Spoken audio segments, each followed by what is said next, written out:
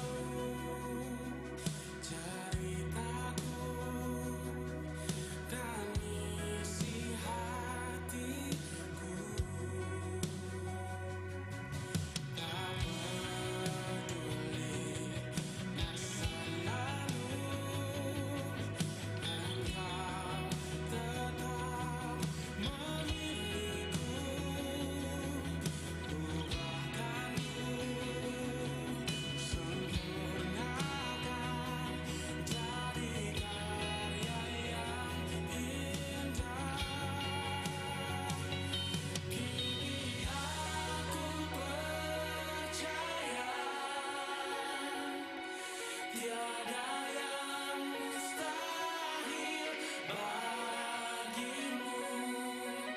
Kuasamu kuatkanku, dasarku berharap.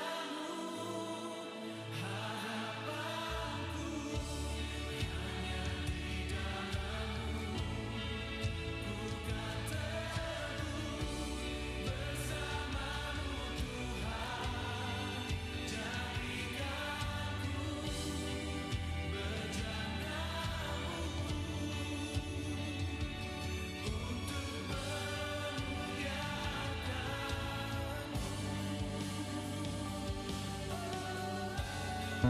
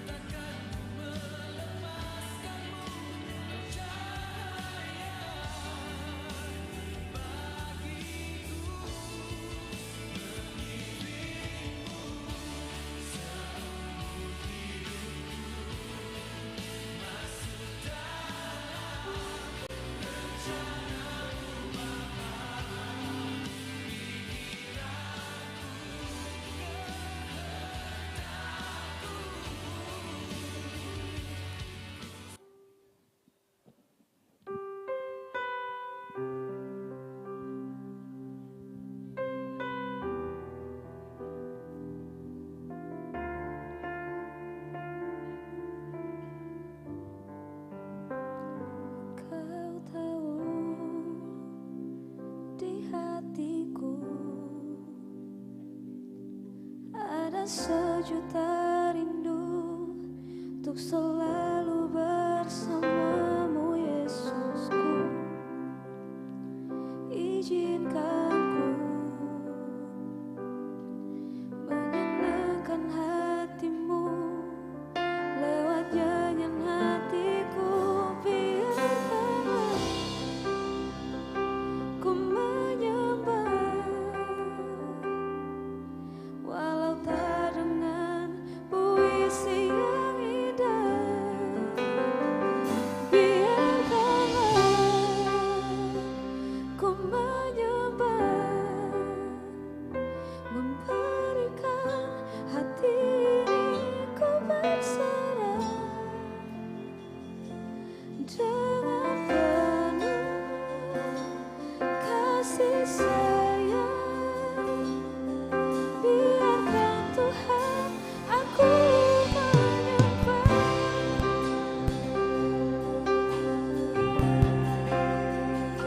Engkau tahu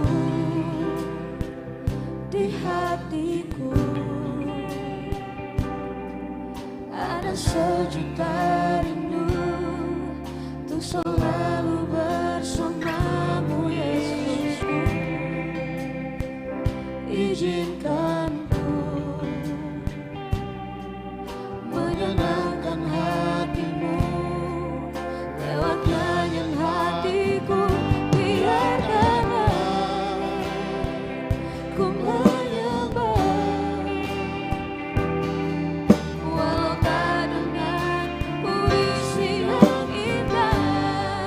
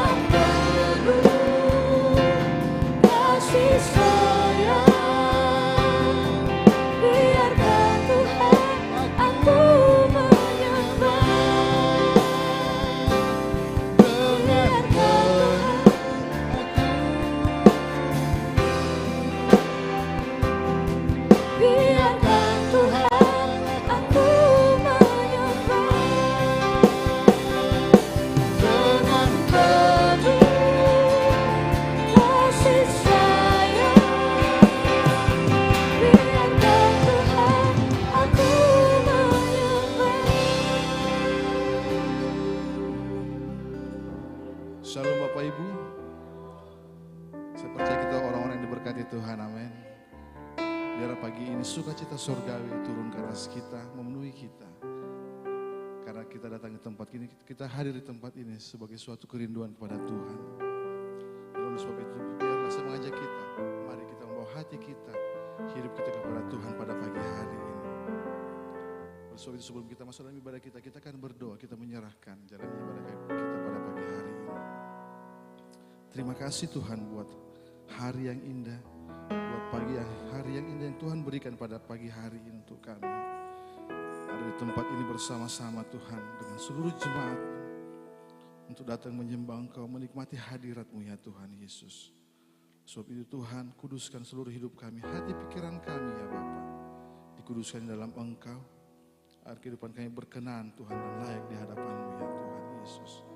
Dan biarlah Tuhan kami serahkan ibadah kami ke dalam tangan pada pagi hari ini. Tuhan Yesus mengurapi kami, melawat kami ya Bapa. Sehingga setiap kami jemaat-Mu yang datang Tuhan ke tempat ini akan pulang dengan sukacita, akan pulang dengan pemulihan, akan pulang dengan kesembuhan. Terima kasih Tuhan. Dalam nama Yesus kami serahkan dalam ibadah kami pada pagi hari ini. Haleluya. Amin. Terima kasih. Terima kasih. Jadikan kami hamba yang setia di hadapan-Mu ya Bapa. Terima kasih Tuhan. Basuh aku di dalam darah-Mu, anak domba.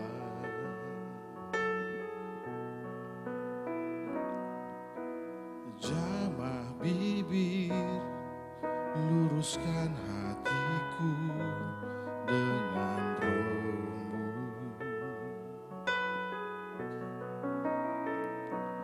Ku rindu kemuliaan Tuhan lebih dari segala harta.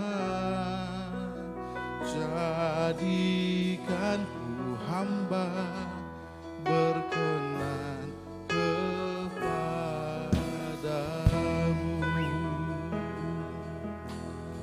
Dengan penuh kerinduan kita naikkan pujian.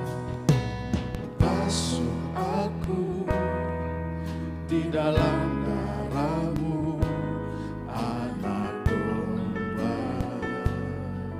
Kau anak domba. Jamah bibir, luruskan hatiku dengan Roh-Mu. Ku rindu kemuliaan Tuhan lebih dari segala harta. Jadikan ku hamba berkenan kepadamu. Lebih dari segalanya, lebih dari segala, ku diri Kau Tuhan. Kerinduan kami Tuhan di hadapan Mas perak dan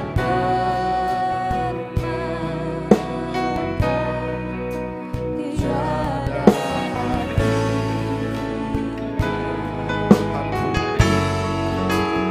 ku ingin lebih dekat bersekutu denganmu. Jadikan ku hamba setia kepadamu. Sering biar jemaat Tuhan yang akan pujian sebagai tanda kerinduan kita di hadapan Tuhan.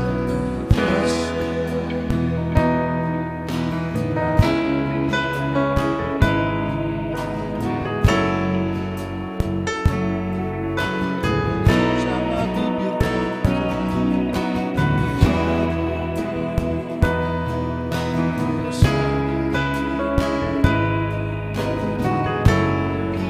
kami rindu kemuliaan Tuhan. Ku rindu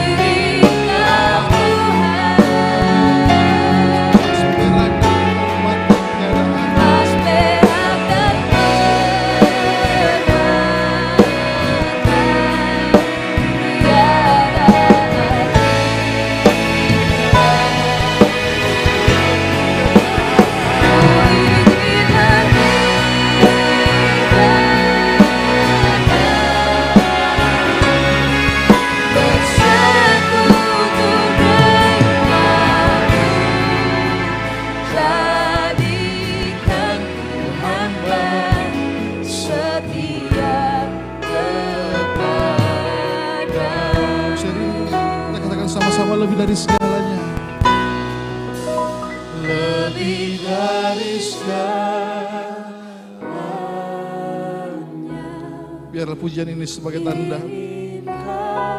kerinduan kita di hadapan Tuhan. Terima kasih Tuhan. Mas perak dan Terima kasih atas kesetiaan-Mu Tuhan. Terima kasih tiada artinya. Tuhan, kami ingin lebih dekat kepada-Mu. Ku ingin lebih dekat, bersekutu denganmu. Jadikan ku hamba setia kepadamu. Jadikan kami hamba yang setia kepada-Mu Tuhan. Jadikan ku hamba setia kepadamu. Sekali lagi, katakan dengan sungguh-sungguh dari iman kita, dari hati kita yang paling dalam. Jadikan ku hamba setia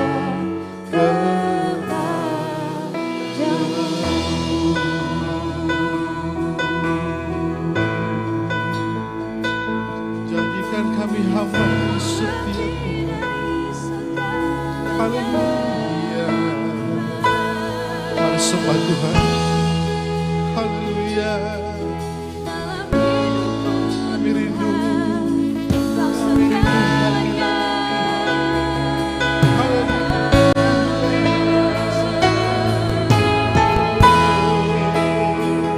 Bawa kami Tuhan lebih dekat kepada-Mu. Bawa hati kami Tuhan melekat kepada-Mu.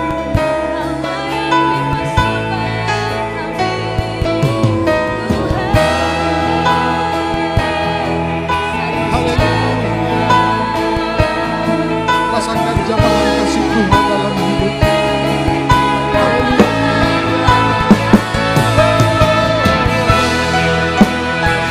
Tuhan yang mengasihi.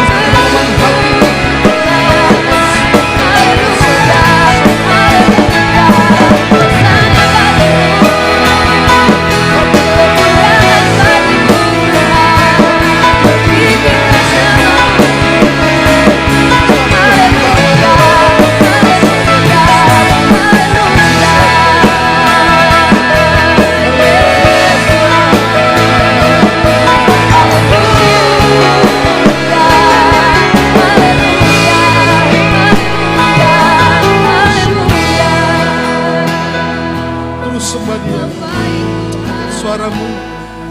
Tuhan hadir kembali dalam kehidupan kita. Tuhan rindu penyembahan kita di hadapan. Terus sembah Dia. Mari kita merasa rasakan kasih setia Tuhan. Terus nikmati kasih Tuhan dalam hidup. Terima kasih Tuhan. Terima kasih Tuhan. Terima kasih Tuhan. Kami rindu Tuhan hadirat. Kami rindu bersama dengan-Mu Tuhan Yesus. Terima kasih. Terima kasih Tuhan. Mari bermazmur bagi Tuhan. Naikkan pujian penyembahan di hadapan Tuhan.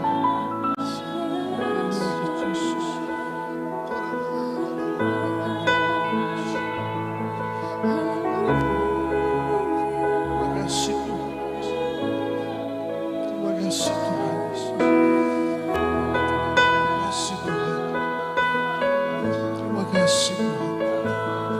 Kau melihat setiap hati yang terangkat di hadapan-Mu pada pagi hari ini. Kau melihat setiap roh kami yang terangkat di hadapan-Mu Tuhan. Terima kasih Tuhan Yesus. Pemulihan terjadi di tempat ini. Pemulihan terjadi Tuhan di hati kami, di hidup kami. Terima kasih Tuhan Yesus. Tuhan Yesus.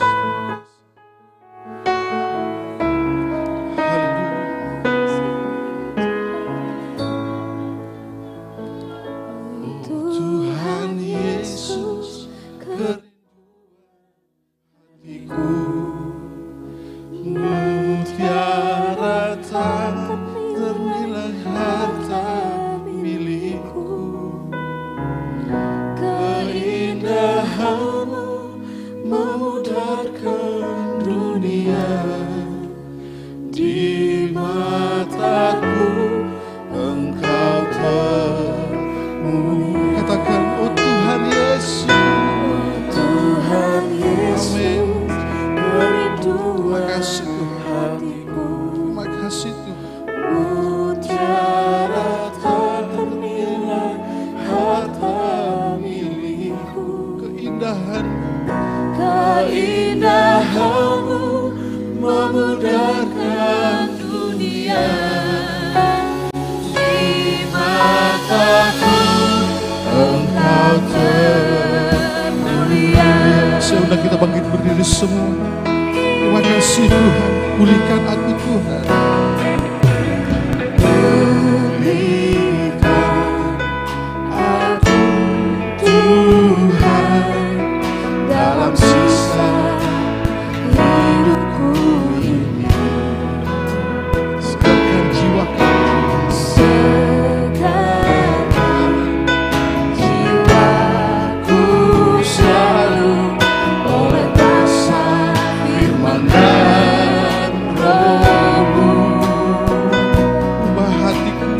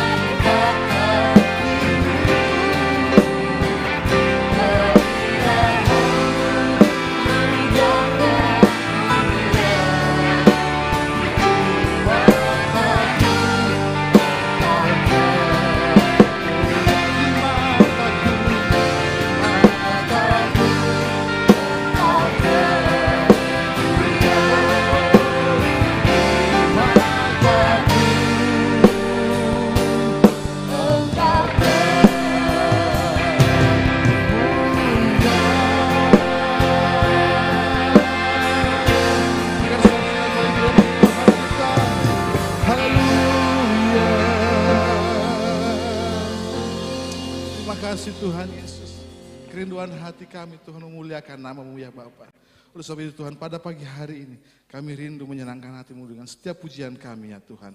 Beri kami roh puji-pujian di tempat ini Bapa. Di dalam nama Yesus kami yang bersuka cita pada pagi hari ini. Sama-sama kita katakan amin. Sekali lagi berikan sorak-sorai paling mulia bagi Tuhan kita. Haleluya. Mari sama-sama kita tepuk tangan di depan Tuhan. Mari kita bersyukur kepada Tuhan.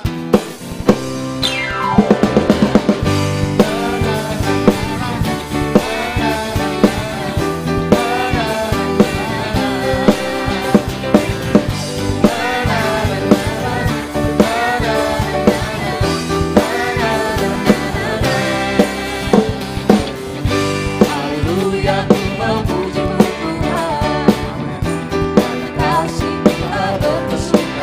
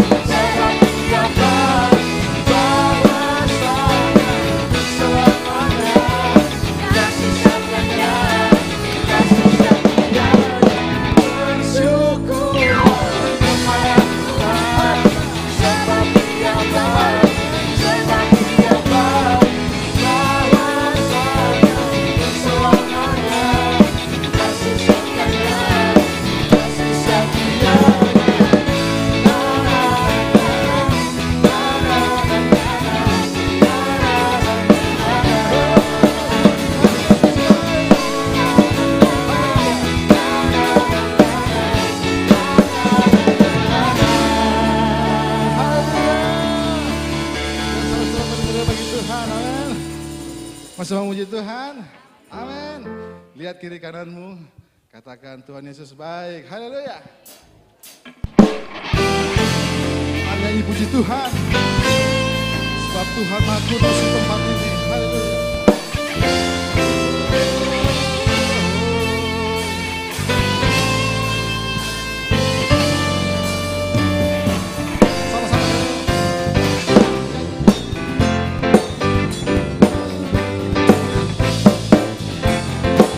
Katakan sama-sama.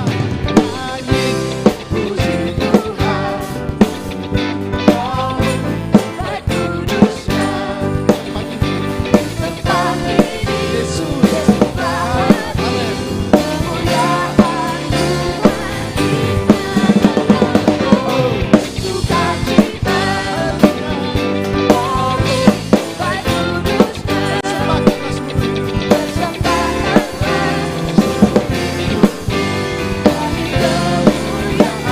Anugerahnya bagi kita semua.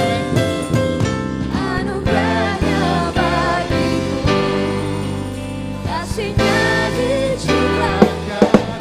Sambutlah dia. Sambutlah dia, juru selamat Bersorak. bersorak-sorak.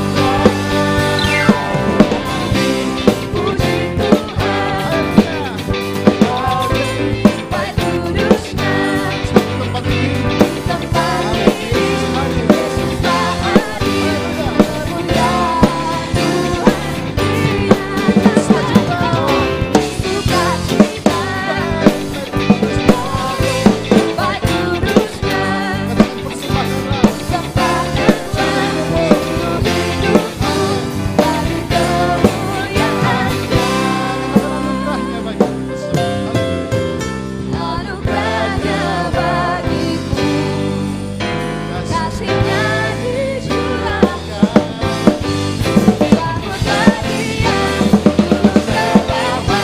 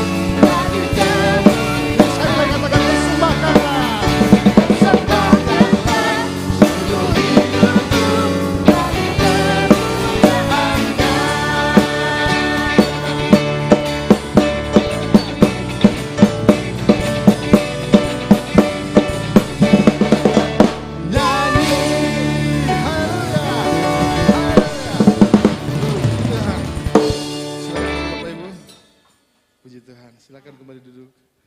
Haleluya. Saya percaya Tuhan hadir di tempat ini melawatkan kita semua, memberkati kita semua. Sebab kuasanya tak terbatas, amin. Tuhan yang sanggup melakukan segala perkara, melebihi dan apa yang kita dapat pikirkan dan doakan, seturut dengan kehendaknya, kemuliaannya. Terima kasih Yesus. Terima kasih Tuhan.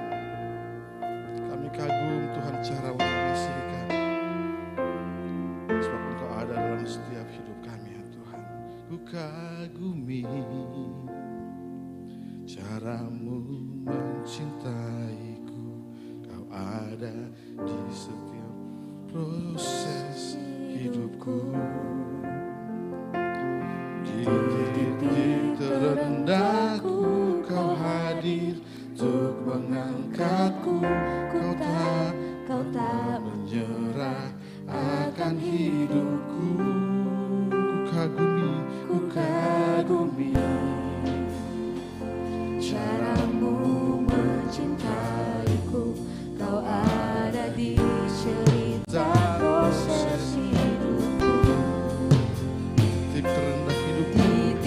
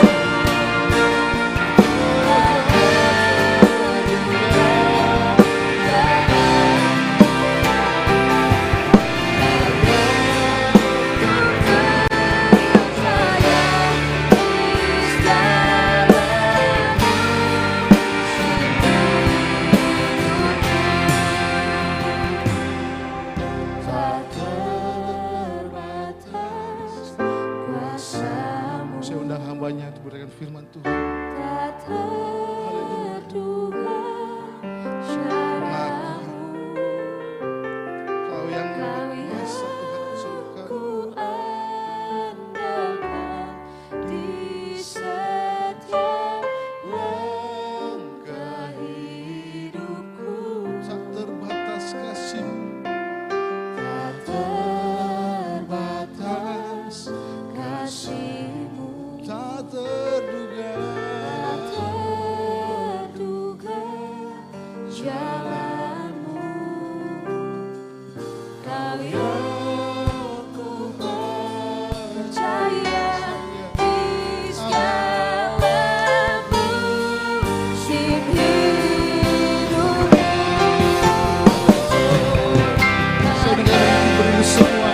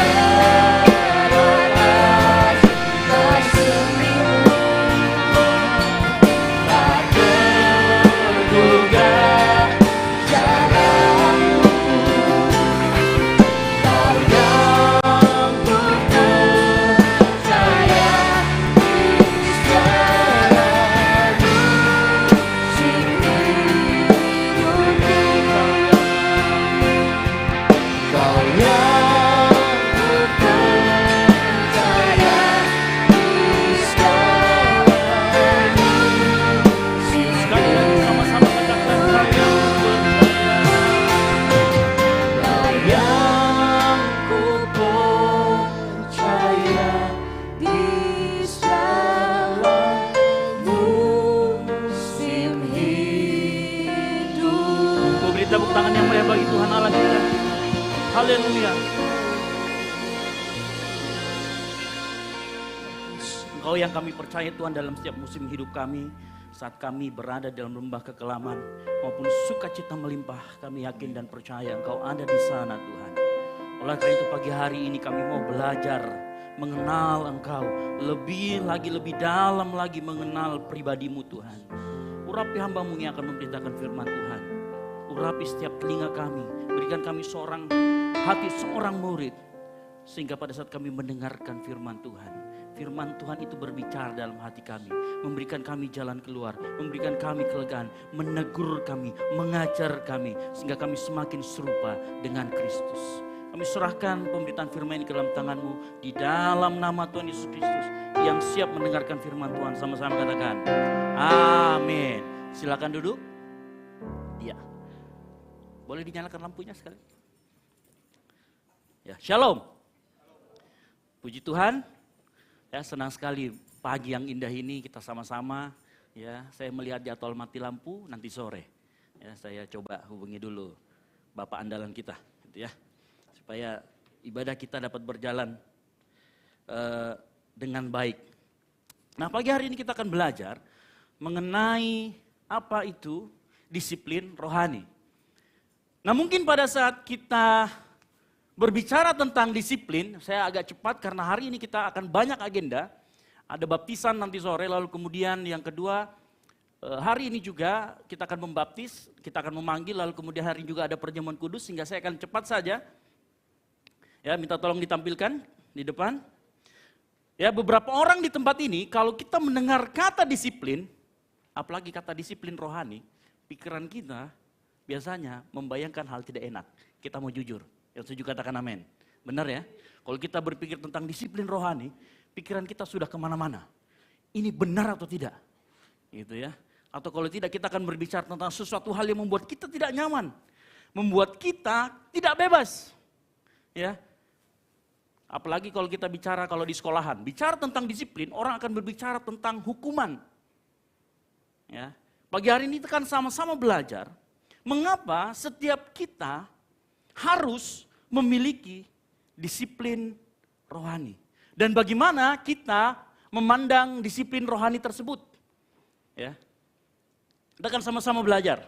Mari kita buka sama-sama 1 Korintus 9 ayat 23 sampai dengan yang ke-27. Ditampilkan saja di depan, tidak usah ayatnya. Coba ditampilkan dulu yang itu. Diusahakan untuk tampil.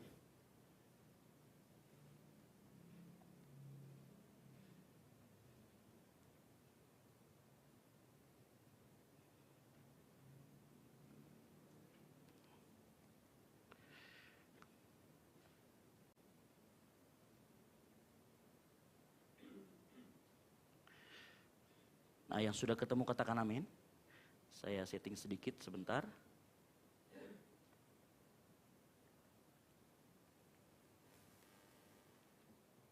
Ya. 1 Korintus 9 ayat 23 sampai 27. Kita akan membaca semuanya bersama-sama, ya. Karena kita nanti akan janji iman bagi Bapak Ibu yang gajiannya di bawah tanggal 1, kita baca ayat yang ganjil. Yang gajiannya di atas tanggal 1 ke atas, ayat yang genap, yang setuju katakan amin. Ya. Atau yang belum gajian, saya belum gajian gitu ya. Ya. Baca semuanya kalau yang belum gajian, biar cepat dapat kerja dan cepat gajian. Ya. Gitu. Oke, 1 Korintus 9 23 sampai 7. 3, 2, 1. Segala sesuatu ini aku lakukan karena Injil, supaya aku mendapat bagian dalamnya. Tidak tahukah kamu bahwa dalam gelanggang pertandingan, semua peserta turut berlari, tetapi bahwa hanya satu orang saja yang mendapat hadiah? Karena itu larilah begitu rupa, sehingga kamu memperolehnya. Tiap-tiap orang yang turut mengambil bagian dalam pertandingan, menguasai dirinya dalam segala hal.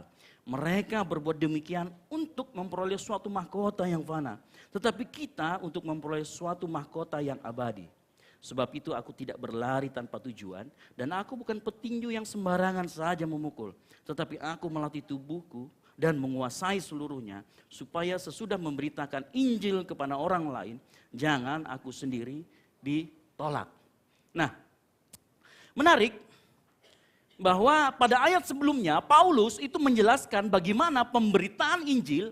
Paulus memandang pemberitaan Injil adalah sebuah keharusan dan penugasan yang telah diberikan kepadanya. Lalu kemudian di ayat berikutnya dia ngomong, ternyata dia berubah. Kalau itu dia katakan tugas, lalu kemudian dia ngomong di ayat berikutnya bahwa ternyata pemberitaan Injil adalah upah. Ada sebuah progres di sana. Kemudian ditutup dengan ayat 23 sampai 27, Paulus menjelaskan bagaimana sikap Paulus, attitude Paulus melakukan pemberitaan Injil, melakukan atau menghidupi keselamatannya. Ya, karena itu di ayat 23 sampai 27 Paulus menggambarkannya sangat indah. Dia menggambarkannya dengan metafora seorang atlet. Ya, dia menyamakan dirinya dengan seorang atlet. Jadi Paulus mau mengatakan bahwa saat kita sudah diselamatkan, sebenarnya posisi kita yang sebenarnya darinya penonton, kemudian kita menjadi orang yang bertanding, menjadi seorang atlet. Nah, Paulus menggambarkannya seperti itu. Ya, coba bayangkan seandainya kita nih, ya, ditunjuk tiba-tiba menjadi seorang pelari maraton. Saya yakin, saya beberapa hari lalu kantor saya mengadakan event lari. Dan saya jarang sekali melihat event lari yang bodinya kayak saya. Rata-rata kurus. Ya kan? Rata-rata kurus. Dan mereka sebelum ikut event lari itu latihan. Nah, ternyata hampir sama dengan saat kita mau bertanding, ternyata pada saat orang bertanding mereka memiliki disiplin sehingga pada saat mengikuti pertandingan mereka dapat mengikutinya minimal dengan baik meskipun tidak juara. Nah, tetapi kita akan sama-sama belajar mengapa Paulus menggambarkan bahwa disiplin rohani sangat penting buat kehidupan kita. Ya, kita buka sama-sama 1 Korintus 9 ayat 24 dikatakan begini. Tidak tahukah kamu bahwa dalam gelanggang pertandingan semua peserta turut berlari, tetapi bahwa hanya satu orang saja mendapat hadiah. Karena itu larilah begitu rupa sehingga kamu memperolehnya. Sebelumnya saya menjelaskan hal ini, saya mau begini. Saya mau disclaimer dulu. Untuk mengerti ayat ini, kita harus melihat bahwa metafora yang Paulus berikan tidak berfokus pada hadiahnya. Saya ulangi, metafora yang Paulus berikan kepada kita pagi hari ini bahwa kita adalah seorang peserta tidak berfokus pada hadiahnya. Makanya di mimbar tempat ini saya jarang sekali berbicara tentang berkat. Karena seharusnya kita sudah menyadari bahwa berkat yang paling besar yang kita terima adalah berkat keselamatan. Yang setuju katakan amin. Sehingga setiap kali kita belajar, Fokus kita bukan lagi berkat, tetapi bagaimana kebenaran itu bisa disingkapkan dan mentransformasi kehidupan kita. Yang setuju katakan amin. Ya, jadi setiap kali Anda kita datang di tempat ini bergereja di GBI Okumene, yang kita dapatkan adalah penyingkapan kebenaran yang bisa mentransformasi kehidupan kita. Kita tidak lagi berbicara berkat. Ya. Oleh karena itu, sama seperti ayat ini, harusnya kita berfokus kepada kata begitu rupa. Larilah begitu rupa. Nah, apa maksud Paulus saat memberikan metafora ini? Ya, larilah begitu rupa. Apa artinya? Nah, Paulus mengatakan begini. Ya, kita harus, kalau dikatakan cuma sekedar berlari, kita akan berlari seperti ini. Tetapi larilah begitu rupa, dia akan mengatur, kalau pelari itu dikenal namanya pace. Pace itu kecepatan dia berlari. Konsistensi dia berlari seperti apa. Nah, orang yang berlari begitu rupa, dia akan mengandalkan segala tekniknya, segala tenaganya, mengatur sebaik mungkin sehingga dia bisa memenangkan pertandingan. Makanya, kata larilah begitu rupa, Paulus memaksudkan begini, kita harus mengupayakan sesuatu yang lebih dari yang lainnya. Saya ulangi lagi, larilah begitu rupa, maksudnya di dalam disiplin rohani adalah kita melakukan suatu hal yang extraordinary, yang tidak biasa. Untuk bisa menjadi berbeda dari yang lainnya, ya, untuk kita bisa menjadi berbeda, untuk kita bisa menjadi pemenang, kita harus memiliki sesuatu yang lebih, ada extra effort. Entah itu nanti tekniknya yang berbeda, usahanya, tenaganya. Tetapi saya mau kasih tahu, sesuatu yang lebih itu hanya bisa kita hasilkan apabila kita memiliki disiplin rohani. Yang setuju katakan amin. Dan hasil dari disiplin rohani itu, kita akan melakukan suatu hal yang tidak biasa. Pada saat orang mau mengikuti event lari atau event berenang, tidak mungkin pada saat dia event berenang, dia kemudian main sepeda. Karena nggak nyambung. Atau event berenang, kemudian yang dia lakukan adalah makan banyak, nggak mungkin. Ya, atau seorang petinju, pada saat dia mau bertinju bertanding, sementara dia adalah kelas ringan, nggak mungkin dia makan banyak, karena dia akan berpindah kelas nantinya. Ya, jadi ada sesuatu hal yang kita lakukan extraordinary, dan itulah yang disebut dengan disiplin rohani. Nah, di dalam kehidupan kita, kerohanian kita, misalkan kita bicara tentang disiplin rohani, di dalam berdoa, orang Kristen biasanya 3 kali berdoanya setiap hari. Apa itu? Doa sarapan, doa siang, doa makan malam. Betul? Halo? Dan cuma 3 kali doanya, itu pun pas mau makan. Ditambah kalau misalkan kayak saya di kantor ada apel pagi. Upacara, ada doanya lagi sedikit. Kan gitu. Itu yang biasa saja. Orang Kristen yang biasa saja dia akan tambahkan di dalam kehidupannya berdoa pagi dan doa malam. Itu extraordinary. Itu namanya kita memiliki disiplin rohani. Itu di luar kebiasaan. Yang setuju katakan amin. Contoh lagi. Dalam hal kita disiplin rohani membaca Alkitab. Orang yang biasa saja membaca Alkitab nanti jam 9 sampai jam 11 di GBI Okumene. Itu biasa saja. Tetapi orang yang punya extraordinary, dia akan baca Alkitab seperti dia makan makanan fisik. Kita makan makanan fisik berapa? 3 kali sehari. Apakah kita juga hal yang sama dengan rohani kita? Kita baca Alkitab berapa pasal satu hari? Hello? Berpasal-pasal. Ya. Saya harapkan begini, setiap kita, ayo kita mulai disiplin rohani kita, karena Paulus begini, nanti saya akan kasih tahu. Paulus, waktu dia ngomong mengenai hadiah, dia bukan berbicara mengenai hadiahnya, tetapi dia berbicara mengenai kita jadi pemenang. Yang setuju katakan amin. Dan kalau mau jadi pemenang, extraordinary lah jadi orang Kristen, disiplin rohani yang lebih. Saya mau kasih tahu, disiplin rohani akan selalu melahirkan kebiasaan yang selaras dengan firman Tuhan. Yang setuju katakan amin. Disiplin rohani akan selalu melahirkan kebiasaan yang selaras dengan firman Tuhan. Dan kebiasaan baru itu akan menjadi kebiasaan yang di atas rata-rata.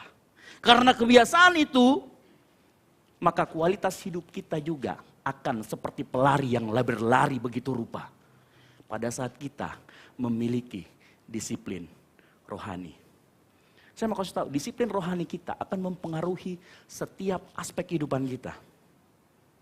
ada sebuah tulisan yang saya baca, jurnal mengenai emotional question, intelligentsia question, dan spiritual question. Ya. IQ berkaitan dengan intelijensia kita. Ini berbicara tentang kepintaran akademis dan kepintaran secara teknis. Jadi kalau orang pintar matematika, pintar buat prakarya, atau pintar ngelas seperti Aris gitu ya, itu IQ-nya tinggi. Karena kalau Aris itu perpaduan antara matematika dan tukang. Keren banget jadinya. Gitu ya. Jadi kalau saya kerja sama Aris itu diukur dulu. Habis itu jadinya presisi. Seperti ini ya, dia presisi banget ini. Waktu kita tempel begini, ini presisi sekali. Aris yang ngerjain. Nah itu karena dia punya intelligence question.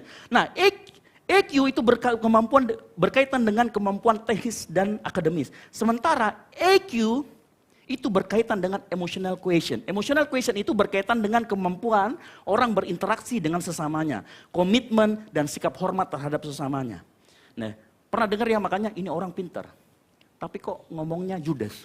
Nah itu mungkin EQ-nya yang rendah. Ya, kita pernah dengar seperti itu, mungkin kita sering bahkan ketemu sama orang seperti itu, kadang nyebelin. Ya. Dan yang terakhir, para ahli ngomong begini, ada namanya spiritual question. Dan di antara ketiga ini, yang paling penting adalah spiritual question. Karena kenapa? Spiritual question itu berkaitan langsung dengan esensi manusia sebagai makhluk Tuhan. Sehingga dia akan selalu mencari penciptanya. Dia akan selalu membutuhkan hal-hal rohani dalam dirinya. Makanya tidak salah kalau peneliti, para ahli mengungkapkan tiga hal ini. Karena kenapa? Alkitab sudah mengungkapkannya 2000 tahun yang lalu. Di 1 Timotius 4 ayat 7 sampai dengan yang ke-8. 1 Timotius 4 ayat 7 sampai dengan ayat 7b sampai dengan yang ke-8. Kita buka sama-sama. 1 Timotius 4 ayat 7b sampai dengan yang ke-8. Saya akan bacakan, yang sudah ketemu katakan amin. Dikatakan begini, latihlah dirimu beribadah. Latihan badani terbatas gunanya. Tetapi ibadah itu berguna, perhatikan, dalam segala hal. Karena mengandung janji, baik untuk hidup ini maupun untuk hidup yang akan datang. Jadi begini, ayat ini mau berbicara seolah-olah begini. Hey, disiplin rohani itu akan membuat semua aspek kehidupanmu secara multidimensional akan meningkat. Selain multidimensional, ternyata bukan hanya multidimensional, bukan hanya bidang-bidang kehidupan kita yang meningkat, tetapi ternyata berlaku zaman sekarang, nanti, dan yang akan datang. Luar biasa ya. Ternyata disiplin rohani sampai seperti itu. Ya, latihlah dirimu beribadah. Kalimat yang harus diperhatikan adalah latihlah dirimu beribadah. Nah ini yang saya katakan tadi, kalau orang sudah bicara tentang IQ, EQ dan SQ, dan ternyata SQ yang paling menentukan, Alkitab kita sudah ngomong 2000 tahun yang lalu. Bahwa penting bagi kita untuk memiliki disiplin rohani. Ya, itulah arti yang dikatakan Paulus, larilah begitu rupa. Karena memang kita harus di atas rata-rata, dan Paulus tidak berbicara mengenai sekedar mengikuti pertandingan. Tetapi berbicara tentang kemenangan yang pasti akan kita dapatkan. Makanya coba lihat kiri kanannya, bilang engkau adalah pemenang. Yes, engkau adalah pemenang. Ayat selanjutnya, 1 Korintus 9 ayat 25. Dia katakan begini, 1 Korintus 9 ayat 25. Tiap-tiap orang turut mengambil bagian dalam pertandingan. Menguasai dirinya dalam segala hal. Mereka berbuat demikian untuk memperoleh suatu mahkota yang fana. Tetapi kita untuk memperoleh suatu mahkota yang abadi. Nah, di ayat ini yang harus kita perhatikan, 1 Korintus 9 ayat 25 adalah kata menguasai diri dalam segala hal. Nah, menguasai diri yang dimaksud di sini adalah menghindari tindakan atau perbuatan jahat yang membuat kita dari seorang pelari tadi yang bertanding, kemudian tiba-tiba kita menjadi penonton. Nah, menjaga atau menguasai diri ini dilakukan secara terus-menerus. Karena pada saat kita berlari, kalau kita tutup mata, kita akan keluar dari gelanggang pertandingan, betul? Artinya kita salah metodenya. Harusnya buka mata, tetapi kita tutup mata. Nah, untuk menghasilkan penguasaan diri, kata Paulus, menguasai diri dalam segala, untuk menghasilkan penguasaan diri, engkau butuh disiplin rohani. Jadi disiplin rohani nanti akan menghasilkan penguasaan diri. Yang setuju katakan amin. Ya. Kita perlu disiplin rohani, sehingga disiplin rohani menghasilkan penguasaan diri. Makanya dikatakan sama Paulus, tiap-tiap orang berturut mengambil bagian dalam pertandingan, menguasai dirinya, karena disiplin rohani akan menghasilkan penguasaan diri. Ya, kebiasaan buruk yang kita lakukan tidak akan membuat kita mendapatkan mahkota, tetapi membuat kita keluar dari yang harusnya kita di dalam gelanggang pertandingan, tetapi kita keluar. Elemen penting di dalam penguasaan diri, elemen penting adalah komitmen. Sama-sama ngomong komitmen. Komitmen. Untuk sebuah disiplin rohani, engkau membutuhkan komitmen. Saya mengerti untuk memulai sebuah komitmen itu tidak mudah. Karena seringkali kita memulai komitmen, ya. Misalkan kita mau bangun pagi berdoa, memulai komitmen. Perasaan malas kita. Betul? Susah. Apalagi zaman saat ini, anggota Persatuan Pemuda Bangun Pagi itu semakin banyak. Ya, yang susah sekali bangun pagi. Ya, ini susah sekali bangun pagi. Tetapi suka tidur malam, begadang. Nah, kita menghadapi tantangan itu saat ini. Oleh karena itu saya izinkan saya mengutip kata-kata dari John C. Maxwell yang berkata begini. Perhatikan, komitmen itu bukan tentang perasaan. Komitmen harus lebih besar dari perasaan. Karena begini, banyak sekali orang di luar sana yang menghubungkan komitmen dengan perasaan. Sehingga pada saat perasaannya lagi nggak enak, dia enggan berkomitmen. Jadi dia milih-milih. Apalagi kalau wanita, maaf, tamu bulanan ada, kalau saat tamu bulanan ada, dia akan naik turun. Ya, sedikit disenggol bacok.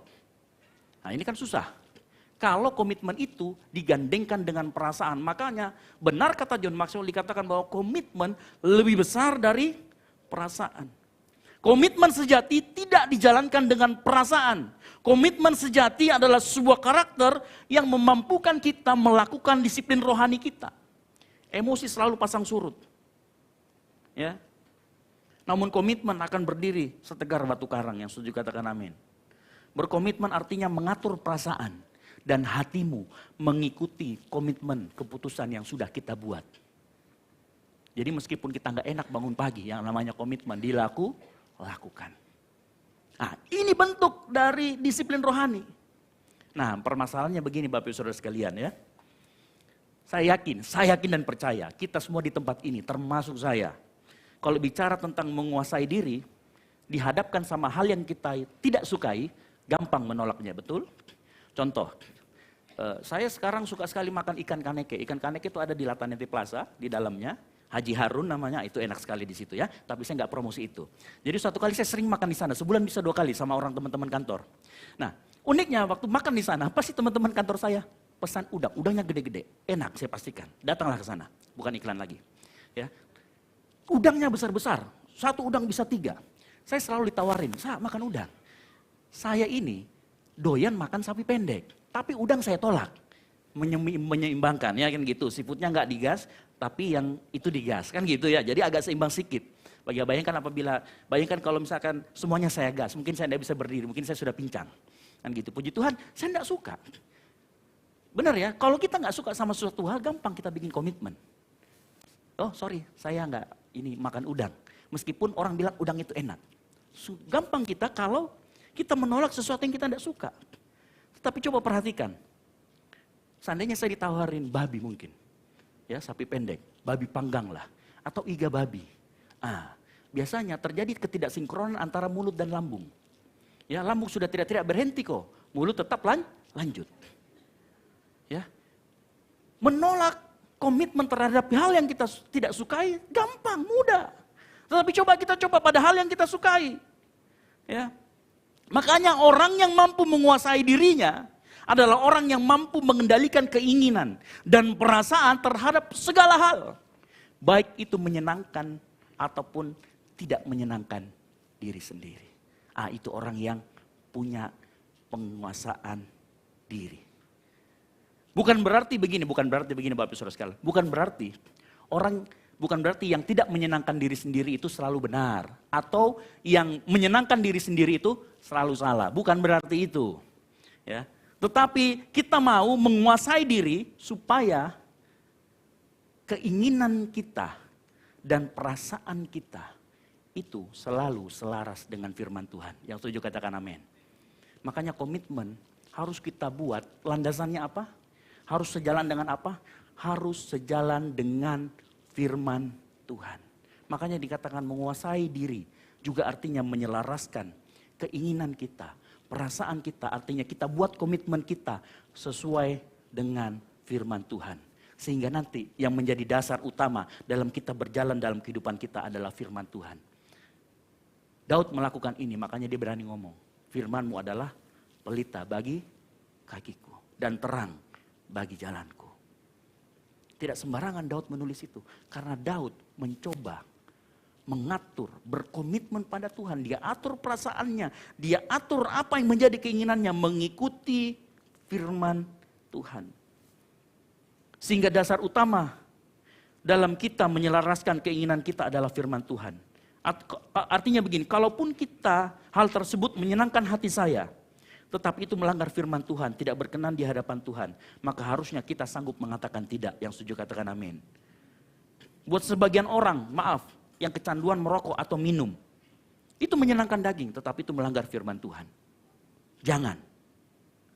Kalau kita mau disiplin rohani, bangun pagi untuk berdoa, secara kedagingan gak enak. Enaknya pagi-pagi itu digaskan tidur sampai jam 11. Jam 11 bangun makan, habis itu tidur lagi. Ya, yang setuju katakan jangan.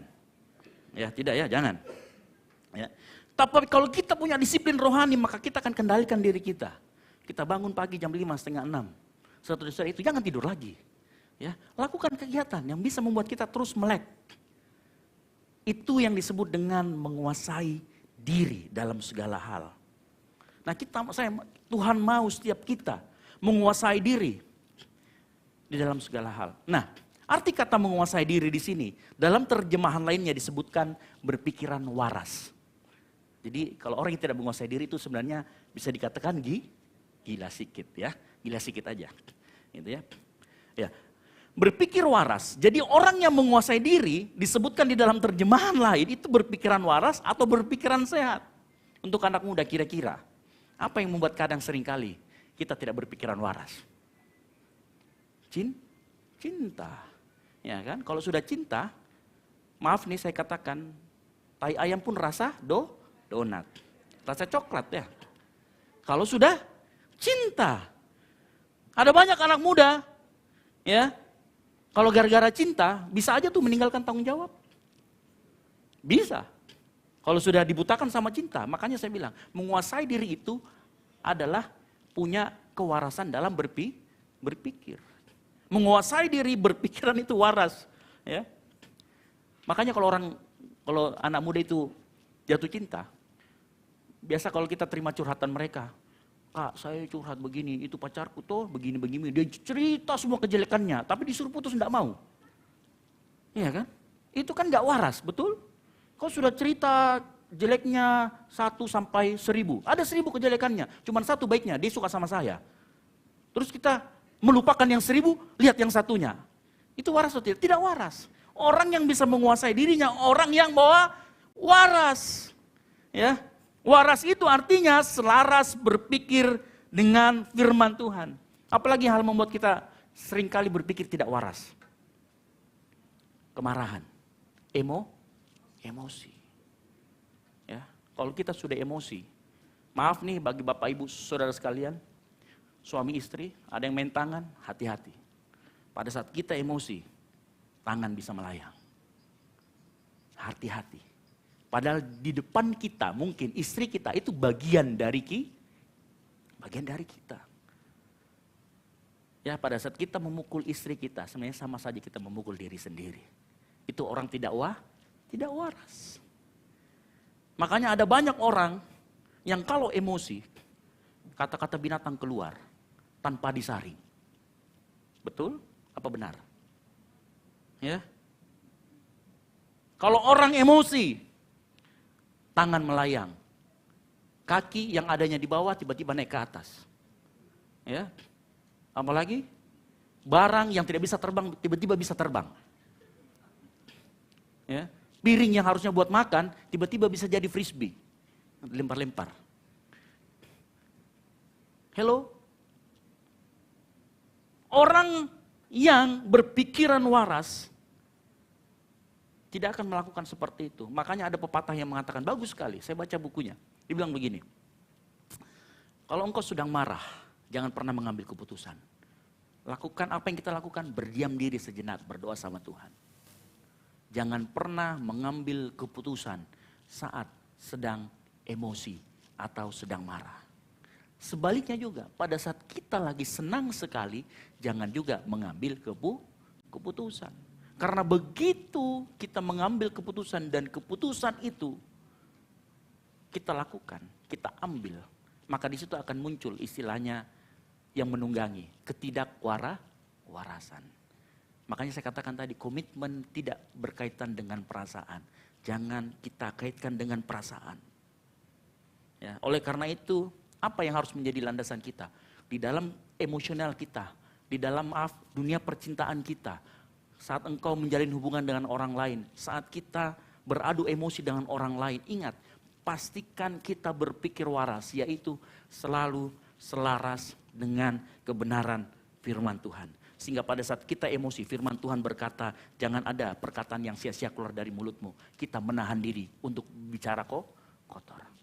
Pada saat Tuhan bilang, hormati suamimu, sayangi istrimu. Pada saat kita lagi emosi, kita tetap selaras dengan firman Tuhan. Yang setuju katakan amin. Saat kita punya kesempatan untuk berbuat hal-hal yang tidak dalam kehidupan kita. Tetapi kalau pikiran kita waras, selaras dengan firman Tuhan, saya yakin kita semua bisa menahan diri. Kita semua bisa menguasai diri kita. Berikutnya, ayat yang berikutnya, 1 Korintus 9 ayat 26. Saya akan lanjut lagi. Karena sekarang saya sudah berdiri 30 menit ya. Saya punya countdown sendiri. Ya. 1 Korintus 9 ayat 26 dikatakan begini. Sebab itu, aku tidak berlari tanpa tujuan. Dan aku bukan petinju yang sembarangan saja memukul. Kata berlari tanpa tujuan itu berbicara tentang fokus. Sama-sama katakan fokus.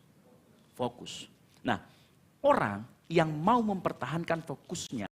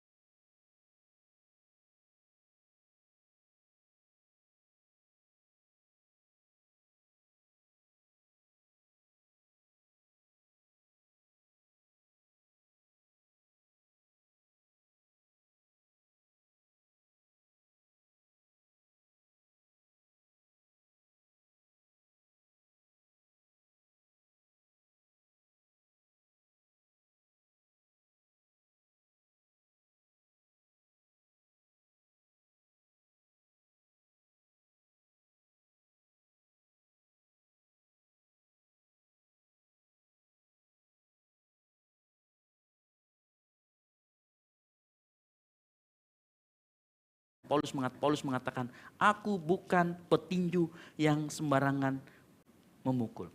Orang yang memiliki disiplin rohani selalu memiliki target yang terukur. Yang setuju katakan amin. Karena disiplin rohaninya itulah nanti yang akan membuat dia tetap pada target-target.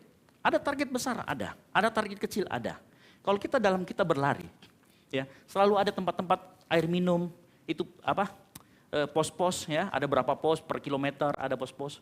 Nah orang yang tahu, orang yang memiliki disiplin rohani, dia akan tahu, oh jaraknya ini sekitar berapa kilometer, saya membutuhkan tenaga berapa sampai ke sana. Saya harus mengatur irama saya seperti apa agar saya sampai di sana dan masih ada sisanya saya bisa sampai ke sana. Orang yang punya disiplin rohani tahu bagaimana cara mengatur prioritas dan waktunya. Yang setuju katakan amin. Kata terukur, tidak sembarangan saja yang artinya terukur. Dia tahu mengatur prioritas waktunya. Ya, prioritas waktu itu berbicara tentang kisah hidup juga. Ya. Ada orang, kamu 3 tahun lagi mau jadi apa? Pernah gak ketemu sama anak-anak yang pas ditanya begitu? Pokoknya saya mau jadi gelandangan aja kak. Saya tidak mau di kuliah, saya itu tidak mau di ini. Pokoknya saya mau hidup hura-hura saja. Ya, itu orang tidak waras, segera kita doakan. Gitu ya. Tetapi harusnya kita memiliki target yang terukur. Oke. Umur saya 12 tahun. 12 tahun berarti sampai 15 saya SMP.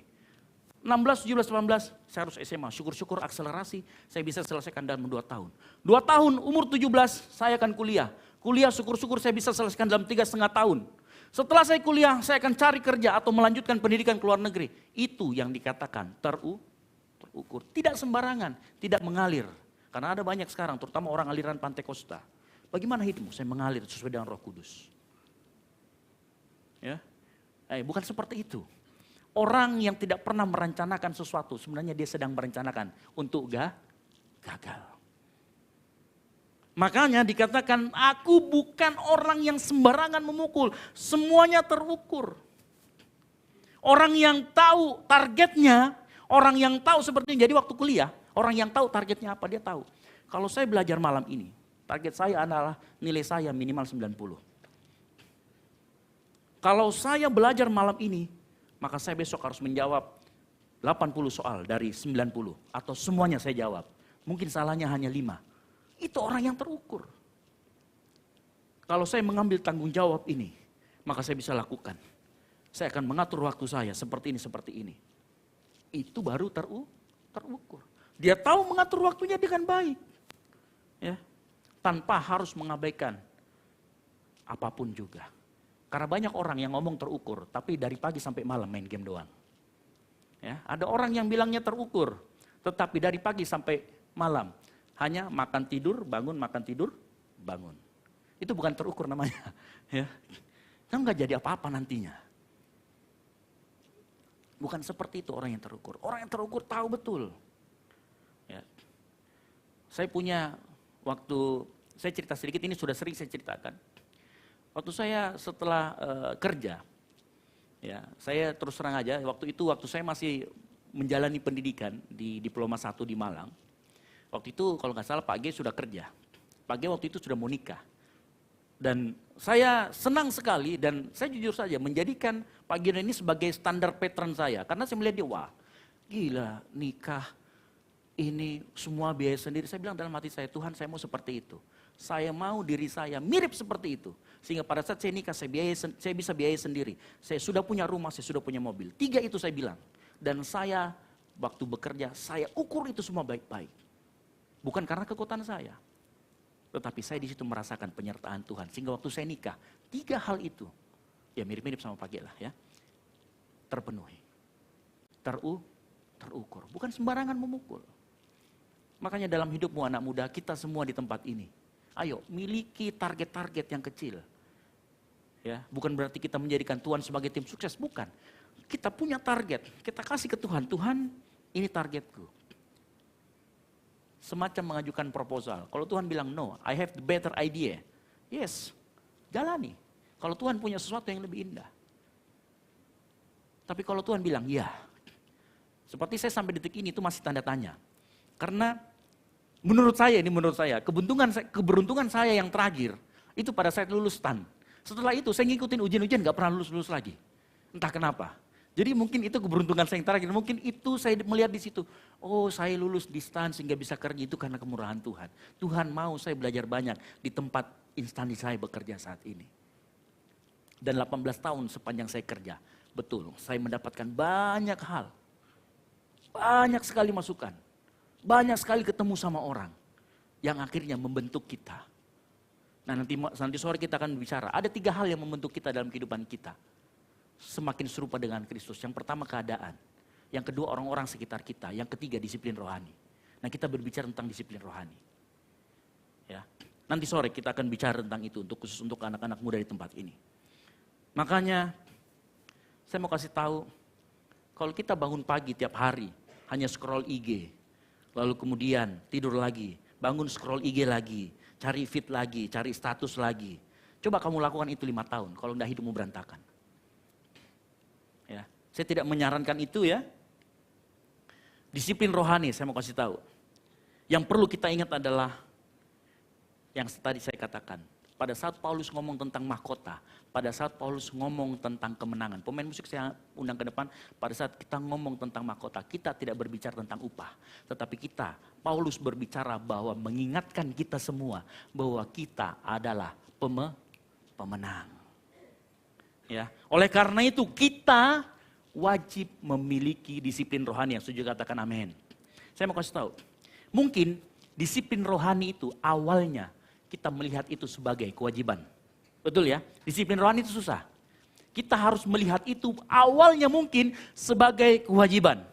Tetapi perhatikan, pada saat kewajiban itu kita sudah lakukan dan kita merasakan efeknya, maka itu akan menjadi kebutuhan. Saya kasih contoh. Waktu saya kecil, umur 5-6 tahun. Bapak Gembala selalu ngomong gini, baca Alkitabmu. 1 hari 1 pasal. Selesai 1 kitab, Papa akan sewakan kamu Betamax, kaset yang gede itu, video, Ultraman. Jadi selesai 1 kitab, selesai 1 kitab diputarkan kita itu. Dia mendidik kita, kayak menjadi sebuah kewajiban, baca Alkitab. Kapan saya merasakan itu akhirnya menjadi sebuah kebutuhan? Pada saat saya harus berdiri di depan dan memberitakan firman Tuhan. Saya melihat bahwa membaca Alkitab bukan lagi kewajiban, tetapi merupakan kebutuhan. Dan saya bersyukur dari kecil dididik seperti itu. Karena itulah disiplin rohani. Makanya disiplin rohani awalnya mungkin terlihat sebagai sebuah kewajiban. Tapi saat kita merasakan manfaatnya, dan saya pasti kita akan merasakan, kita akan melihat itu sebagai kebutuhan. Sehingga pada saat kita melakukan itu, kita melakukan dengan sukarela hati yang sudah katakan amin. Disiplin rohani akan membawa kita dari kemenangan kepada kemenangan. Kita bangkit berdiri.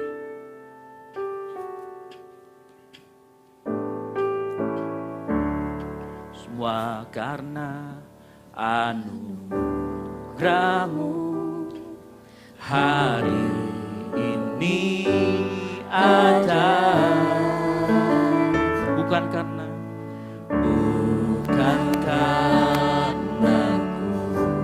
kuatku, namun karena Roh-Mu.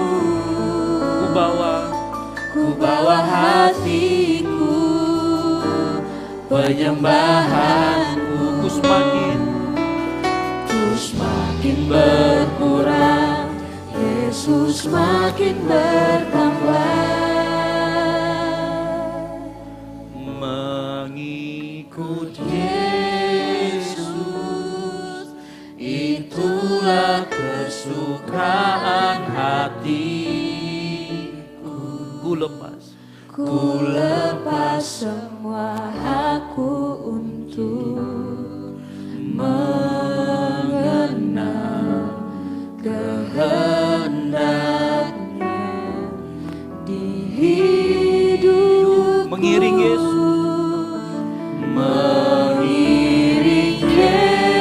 Yesus, itulah kekuatan hidupku. Ku yakin anugerahnya mampu jadikanku hamba yang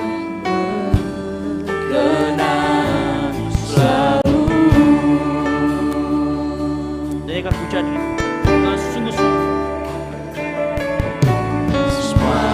karena anugerahmu hari ini ada. Bukan karena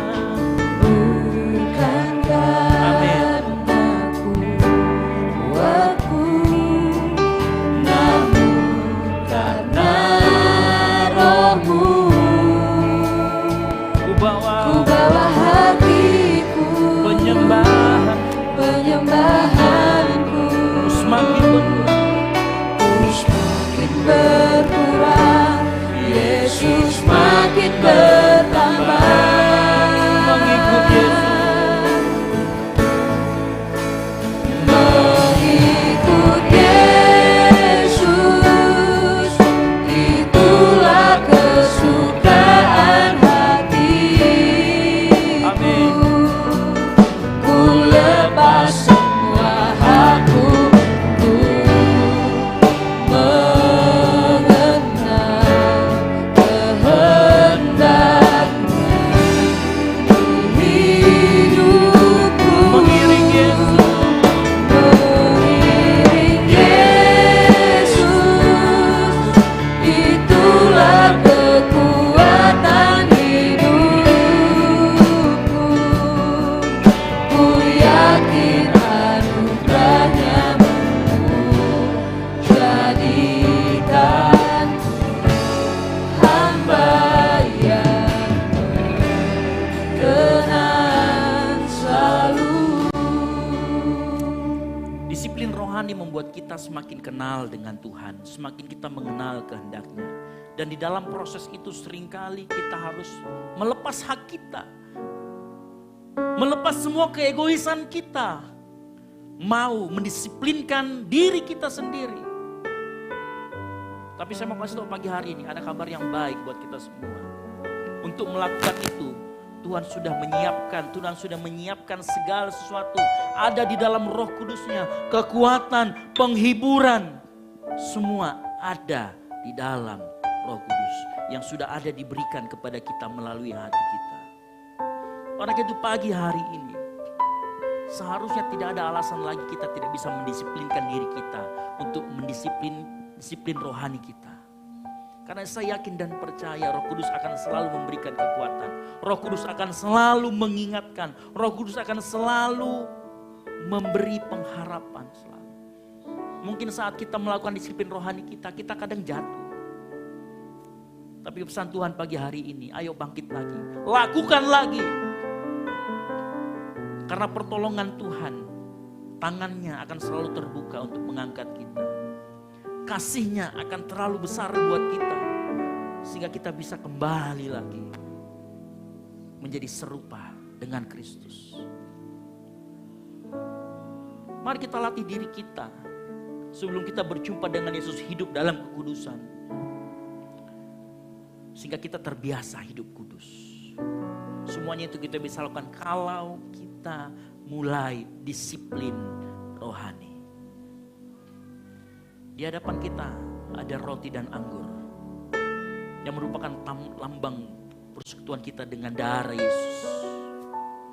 Mari kita semua siapkan hati kita. Kita siapkan hati kita. Nggak boleh duduk. Tetap dalam sikap menyembah. Para pelayan perjamuan saya panggil ke depan. Telah kulihat bukti kasih-Mu, Kau menderita gantikanku. Dengan darah-Mu Kau selamatkanku. Kini ku hidup menyenangkan-Mu. Telah kulihat bukti kasih-Mu, Kau menderita gantikanku. Dengan darah-Mu Kau selamatkanku. Kini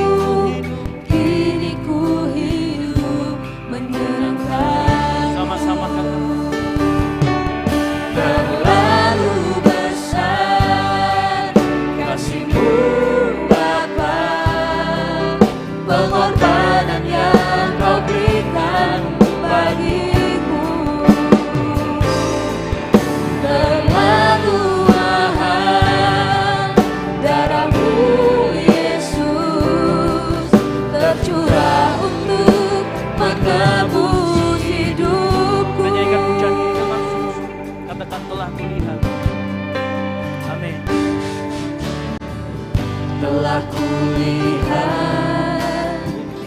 bukti kasih-Mu. Katakan Kau menderita gantikanku.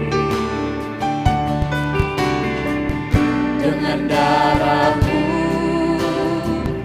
Kau selamatkanku.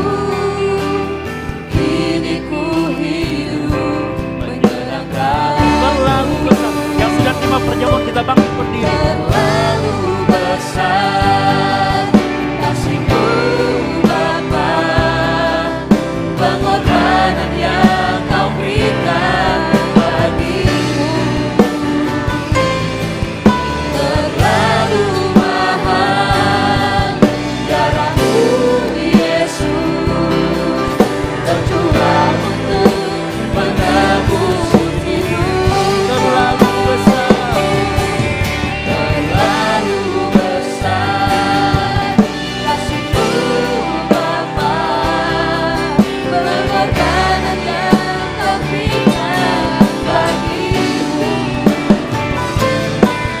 Terlalu mahal darah-Mu Yesus, tercurah untuk Sekali lagi dengan sungguh-sungguh. Terlalu besar. terlalu besar kasih-Mu Bapa, pengorbanan yang Kau berikan bagiku. Terlalu mahal darah-Mu Yesus, tercurah untuk menebus hidupku. Tercurah untuk menebus, Tercurah untuk menebus. tercurah untuk menebus hidupku. Mari sebelum engkau terima perjamuan kudus ini, firman Tuhan berkata, jadi barang siapa dengan cara yang tidak layak makan roti dan minum cawan Tuhan, ia berdosa terhadap tubuh dan darah Tuhan. Karena itu pagi hari ini mari kita mengaku dosa kita. Mari kita mengakui segala pelanggaran kita di hadapannya, merendahkan diri di hadapan Tuhan, meminta pengampunan. Mari kau mengaku di hadapan Tuhan sebelum kita menerima tubuh dan darah Yesus. Kami berdoa Tuhan, karena Kau mengampuni segala dosa dan pelanggaran kami. Kami yang nature kami adalah manusia berdosa. Sehingga Roh Kudus-Mu yang selalu memampukan kami melakukan apa yang baik dalam diri kami. Oleh itu pagi hari ini kami merendahkan diri di hadapan-Mu Tuhan, memohon ampun, pengampunan daripada-Mu Tuhan, sebelum kami bersekutu dengan tubuh dan darah Yesus. Amin. Yesus. Mari kau merenung sejenak buat kasih-Nya yang terlalu besar dalam kehidupan kita. Buat kasih karunia-Nya yang selalu memampukan kita melakukan apa yang baik di hadapan-Nya. Sehingga kita tahu kita hidup dalam anugerah Tuhan. Kita hidup di dalam kasih karunia Tuhan. Engkau siapkan hatimu. Kita akan masuk dalam perjamuan kudus. Mari engkau angkat tinggi-tinggi. Roti lebih dari kepalamu. Menghormati tubuh Yesus. Dan dengarkan firman Tuhan. Sebab apa yang telah kuteruskan kepadamu, telah aku terima dari Tuhan. Yaitu Tuhan Yesus pada malam waktu ia diserahkan. Ia mengambil roti. Dan sesudah itu ia mengucap syukur atasnya. Ia memecah-mecahkannya dan berkata, inilah tubuhku yang diserahkan bagi kamu. Perbuatlah ini menjadi peringatan akan aku. Mari kita makan bersama-sama tubuh Yesus dalam nama Tuhan Yesus.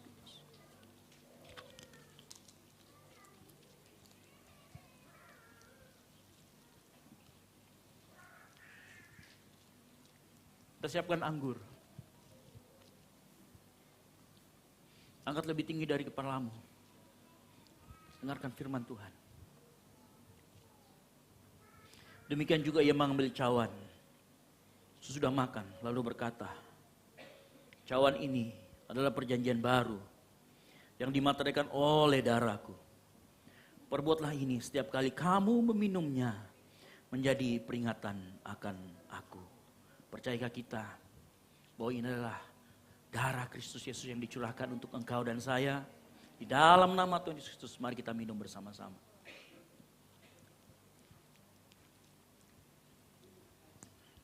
Mari kau naikkan ucapan syukurmu di hadapan Tuhan untuk kasih setianya.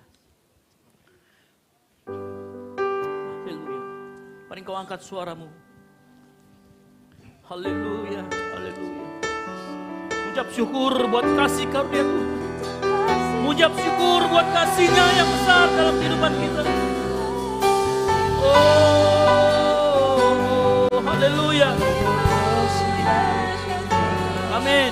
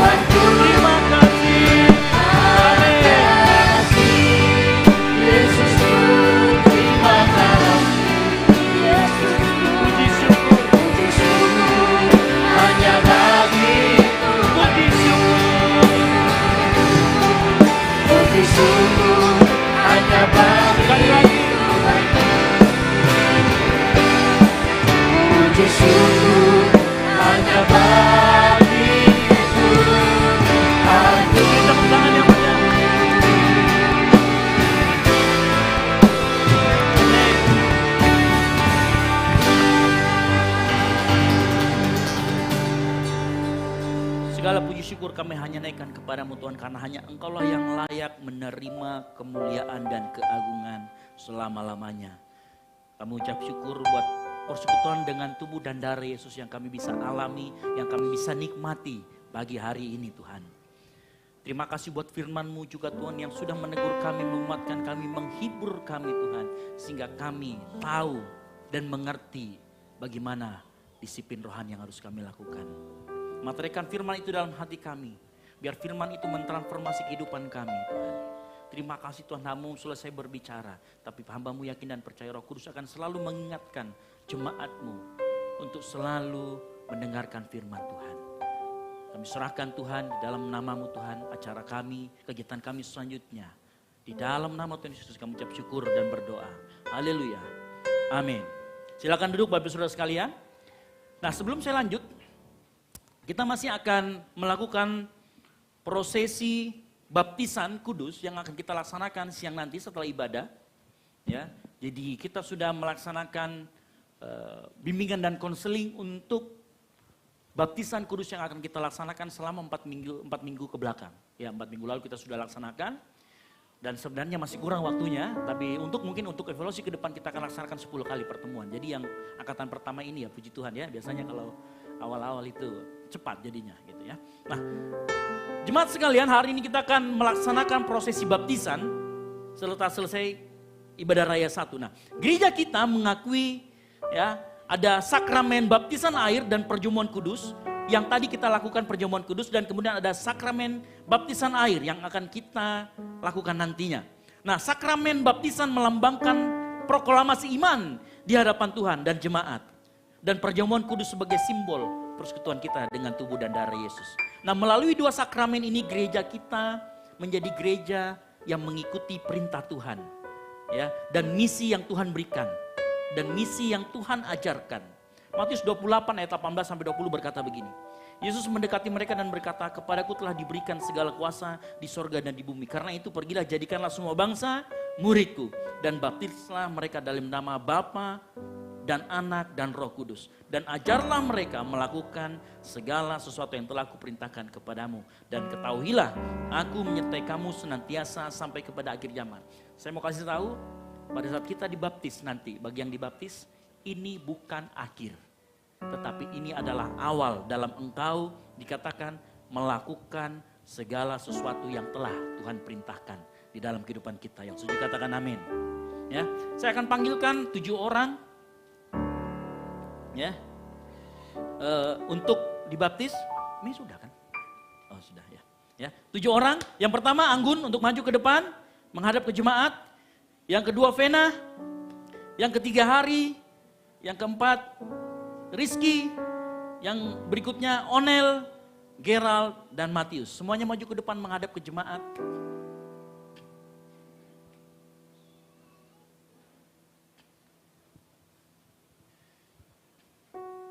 Ayo maju ke depan, gak apa-apa. Ya. Ya. Bapak Ibu Saudara sekalian, inilah yang akan dibaptis setelah selesai ibadah raya 1 dan kita akan laksanakan di Hotel Dalton setelah selesai ini. Nah sebelum itu, kita akan bersama-sama menyaksikan pernyataan iman mereka di hadapan Tuhan dan di hadapan jemaat sidang Allah di tempat ini. Ya. Nah, adik-adikku sekalian yang ada di depan, ke-7 orang ini dengarkan pertanyaan saya baik-baik. Untuk pertanyaan pertama silakan dijawab dengan kata ya, saya mengakui. Mengerti? Ya, saya akan pertanyaan pertama. Apakah Anda semua mengakui bahwa Alkitab adalah satu-satunya firman Tuhan yang benar dan berotoritas mengubah kehidupan Anda? Apa jawab Anda? Silakan teriak keras ke jemaat. Oke, ada jawaban yang lain selain ya saya mengakui? Kalau tidak ada kita konselin ulang ya, kan gitu ya. Kalau misalkan ada kita konselin ulang maksudnya. Oke, pertanyaan kedua, silakan jawab dengan kata ya, saya menerima dan mengakui. Oke, jelas ya, jawabannya adalah ya, saya menerima dan mengakui. Pertanyaan yang kedua, apakah Anda semua menerima dan mengakui Tuhan Yesus sebagai Tuhan dan Juru Selamat Anda secara pribadi dan Anda mau hidup taat sampai akhir dalam iman percaya Anda? Jawabannya, silakan. Saya menerima. Oke, ya, puji Tuhan. Ada jawaban lain? Saya yakin tidak ada. Ya. Oke, yang ketiga. Anda tolong jawab dengan, ya saya bersedia taat dan mengikuti. Oke, ya saya bersedia taat dan mengikuti. Dengarkan pertanyaan baik-baik dan jawab secara keras. Yang keras-keras ya, anak muda semua ini. Apakah Anda bersedia taat dan mengikuti tata tertib Sinode GBI dan Gereja GBI Okumene sebagai jemaat gereja yang setia membangun pelayanan di gereja ini? Apa jawaban Anda? Dan mengikuti. Oke, saya yakin juga tidak ada jawaban yang lain. Atau ada? Nggak ada ya? Oke. Bapak Ibu Saudara sekalian, kita sudah menyaksikan pernyataan iman mereka. Ya, mereka akan dibaptis, setelah dibaptis akan menjadi jemaat GBI Okumene. Mereka kita lihat masih muda semua ya. Saya yakin masih muda semua. Dan mereka masih akan bertumbuh dalam iman. Oleh karena itu tugas kita sebagai orang yang sudah dibaptis dan sudah lebih dewasa imannya adalah menerima mereka bagian dari jemaat GBI Okumene. Yang setuju katakan amin. Dan melalui ini juga saya kembali mengingatkan bahwa gereja kita setia dalam pengajaran yang benar. Amin. Setia dalam pemberitaan amanat agung. Setia dalam mandat utama gereja, yaitu melakukan pemuritan. Mari kita sama-sama bangkit berdiri. Kita akan berdoa, kita akan doakan sama-sama, kita bangkit berdiri dan kita arahkan tangan kita semuanya ke depan. Kita akan sama-sama mendoakan buat saudara-saudara kita yang akan melaksanakan baptisan.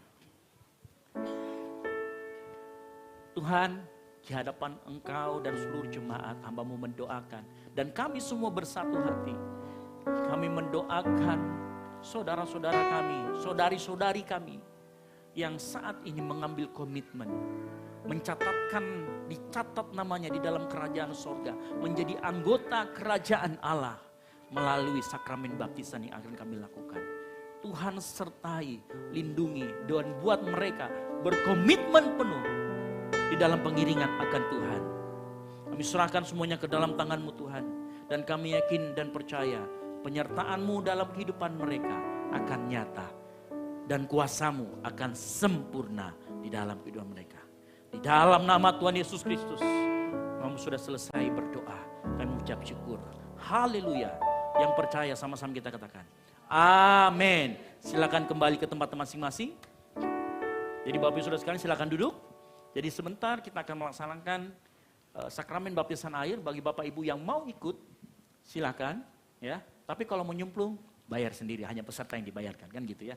Jadi jangan sampai kita di sana kan wah nyemplung duluan. Gitu. Oke. Itu yang pertama, jadi kita sudah melaksanakan kita sudah menyaksikan bagian dari prosesi dari sakramen baptisan di tempat ini. Yang kedua saya mau sampaikan begini, di dalam amplop yang kedua, karena kita akan mengadakan Natal 1 bulan lagi, saya mohon kesediaan Bapak Ibu Saudara sekalian untuk mengambil komitmen mengisi janji iman. Nah gereja kita tidak bikin proposal kanan kiri, tetapi kita mau semuanya dari kita, untuk kita, tapi untuk kemuliaan nama Tuhan. Yang setuju katakan amin. Oleh karena itu silakan dibuka di amplop keduanya ada formulir janji iman. Dan saya mohon dengan sangat untuk mulai diisi. Sebelum diisi nanti kita akan berdoa bersama-sama supaya Tuhan menggerakkan angka yang pas. Gitu ya. Kalau berdasarkan kemauan saya kan angka yang tertinggi kan begitu. Ya, kalau menurut kemauan saya kan gitu, angka yang tertinggi kita tulis. Tapi ya kan harus sesuai dengan tuntunan Roh Kudus. Oleh karena itu di dalam amplop itu ada formulir janji iman, dan sebelum Anda menulis semua, kita akan sama-sama berdoa biar Tuhan yang menuntun dan Tuhan yang memampukan kita menulis, dan sampai nanti kita menggenapi apa yang kita sudah canangkan di hadapan Tuhan. Yang setuju katakan amin. Mari kita tunduk kepala, kita berdoa, dan kita siapkan juga persembahan kita. Tuhan, kami yakin dan percaya Roh Kudus Engkau taruh dalam hati kami untuk menuntun kami, menegur kami, dan memperbaiki jalan kami jika kami salah Tuhan. Siang hari ini kami mohon pertolongan-Mu Tuhan. Kami mau mengisi janji iman untuk kegiatan kami Tuhan. Kami tahu Tuhan Engkau Allah yang mencukupkan kami, Engkau Allah yang memampukan kami. Oleh karena itu kami yakin dan percaya saat kami menulis nominal, kami yakin ada penyertaan Tuhan di sana, ada penggenapan janji Tuhan dalam kehidupan kami. Dan kami yakin dan percaya tiba saatnya nanti kami sanggup memenuhi janji kami di hadapan-Mu Tuhan. Terima kasih Bapak, terima kasih Yesus, kami serahkan persembahan kami ke dalam tangan-Mu, baik persembahan 1, kedua, dan janji iman kami ke dalam tangan-Mu, biar Tuhan saja yang nantinya membuat kami semua berkenan di hadapan-Mu. Terima kasih Tuhan Yesus, ini yang menjadi doa kami, di dalam nama Tuhan Yesus Kristus yang siap memberi, sama-sama katakan, amin. Kita menyanyikan pujian.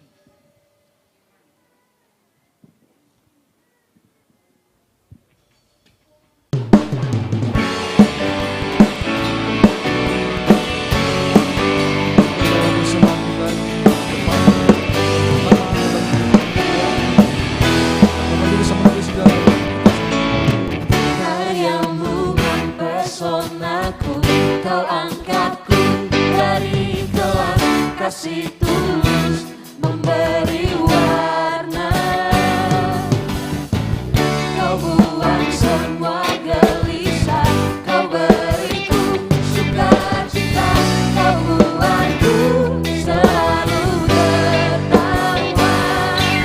Kau taruh haru-haru dalam hatiku, mulutku bersorak kemuliaan.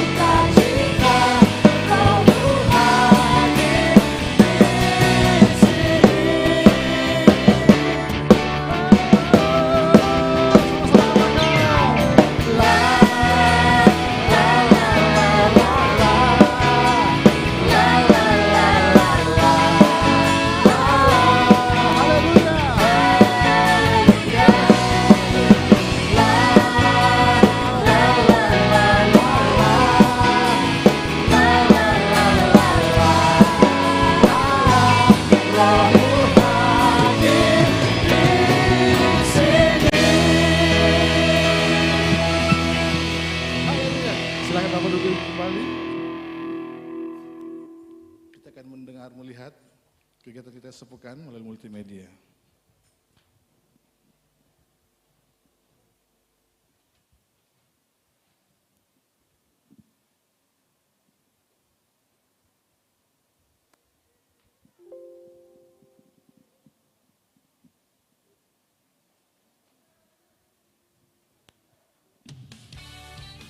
Shalom jemaat yang dikasihi Tuhan, bagaimana kabarnya seminggu ini? Saya yakin dan percaya ada sukacita yang luar biasa di dalam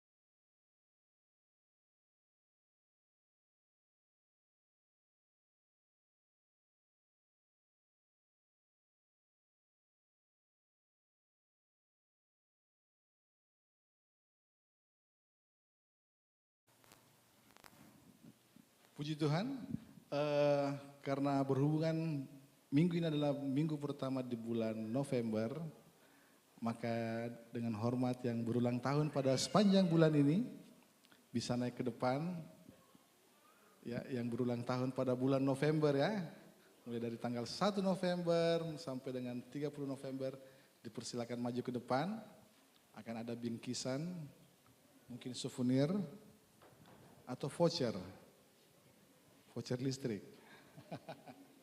Gitu ya, yang berulang tahun pada bulan November dengan kasih dipersilakan naik ke depan. Jangan takut akan didoakan. Ada yang berulang tahun pada bulan November?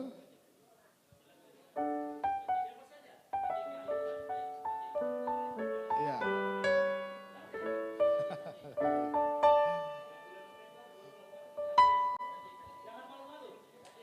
Mari.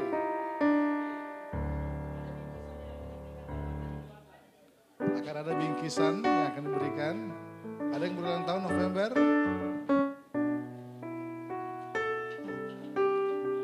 Tidak ada ya?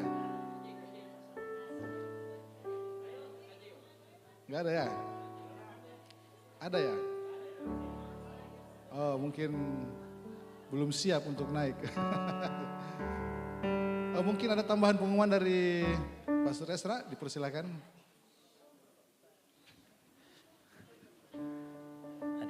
Oke, naik saja kalau mau naik. Saya masih buka lagi sekali kesempatan. Ayo naik, didoakan.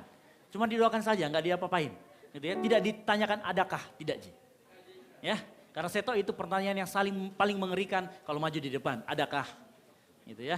Tidak akan ditanyakan itu. Jadi maju saya ke depan. Ayo, siapa yang berulang tahun sepanjang bulan November? Oke. Gak ada ini. Hah? Jay? Olfaya? Hah? Jay, ulang tahun Jay? Ayo, maju ke depan kalau gitu. Ya. Ya. Oke.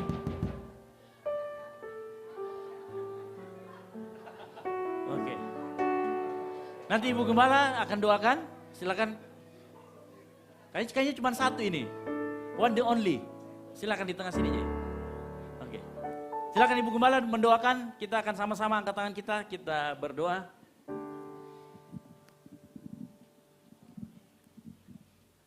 Mari kita angkat kedua tangan kita arahkan ke depan, kita doakan buat saudara kita.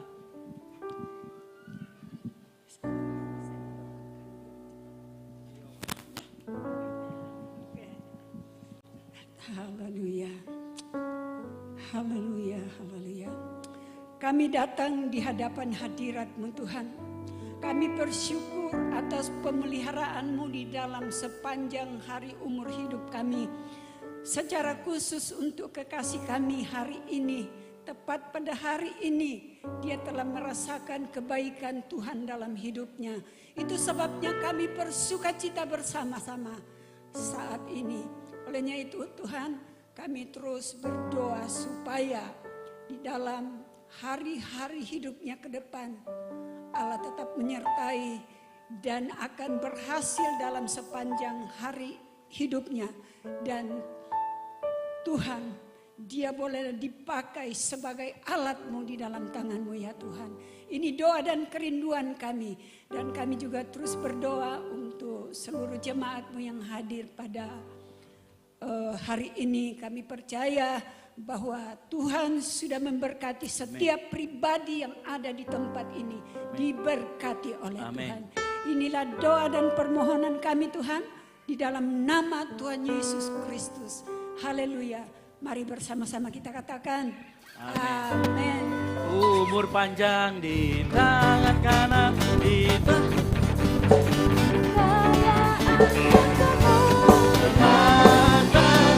sampai selamanya. Tepuk tangan. Yang berikutnya, kegiatan selama kita sepekan, saya belum menerima laporan dari panitia Natal.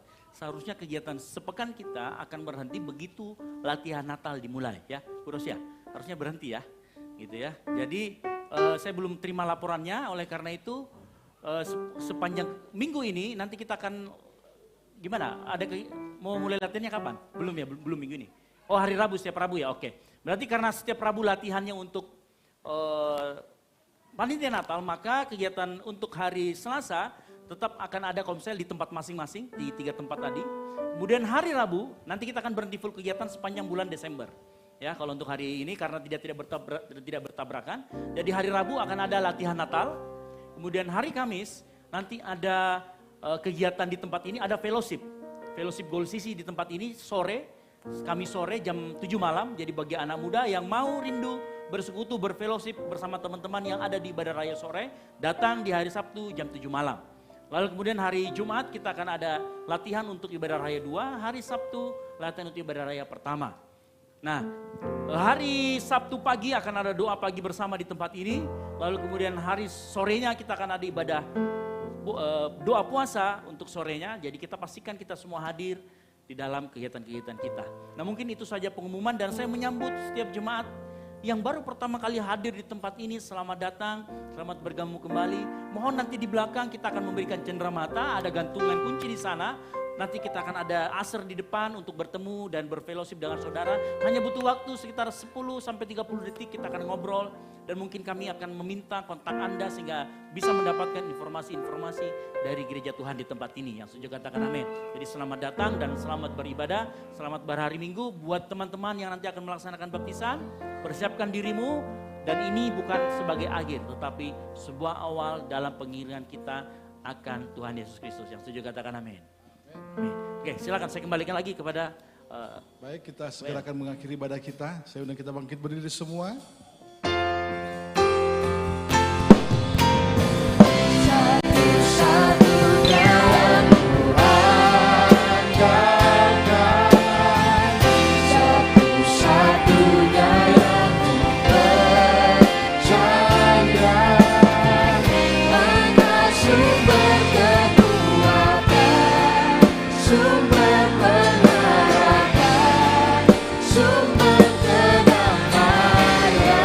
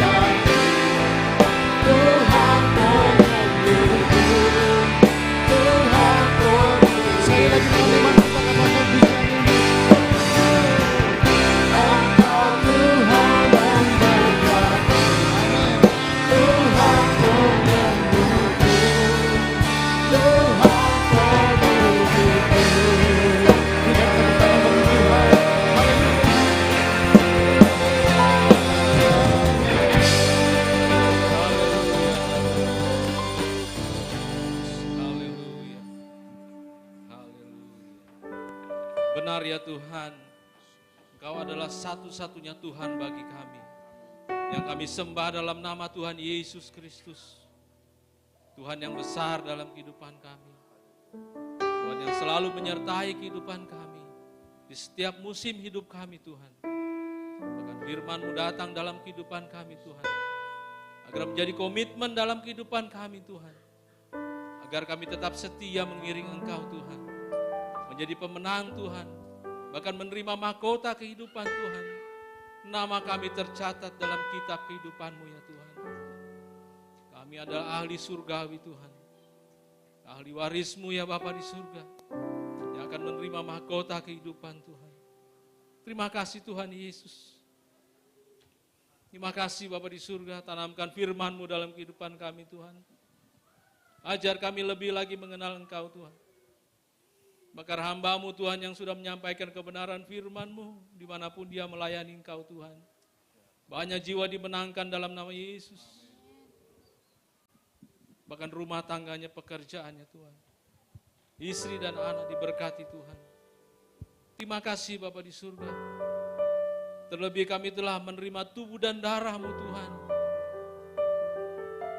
Kami bersyukur kepadamu ya Tuhan. Lewat pengorbanan tubuh dan darah-Mu Tuhan. Kami yang sakit pada hari ini disembuhkan dalam nama Yesus Kristus. Yang mungkin sedang gundah gulana, bimbang. Kami diteguhkan dalam nama Tuhan Yesus Kristus. Tolong kami Tuhan. Sepanjang minggu yang akan kami jalani Tuhan. Pekerjaan kami, usaha kami, mata pencarian kami, bahkan pendidikan kami Tuhan. Kami taruh ke dalam tangan pengasihan-Mu ya Tuhan. Dan kami percaya Tuhan, kami akan menjadi umat pemenang di dalam Engkau Tuhan. Bahkan kami orang tua yang ada Tuhan, mampukan kami mendidik anak-anak kami Tuhan, agar senantiasa takut akan Tuhan.